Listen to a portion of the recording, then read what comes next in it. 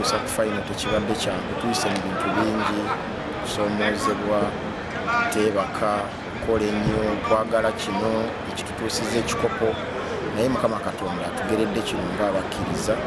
Naye ndi musanyufu nnyo eri eggwanga lyaffe, abaana bano kiragira ddala mbu eggwanga lyaffe lijja kuba n'abasambi ab'amaanyi mu maaso myaka ng'ena 5, kituzizaamu nnyo amaanyi ga kooki.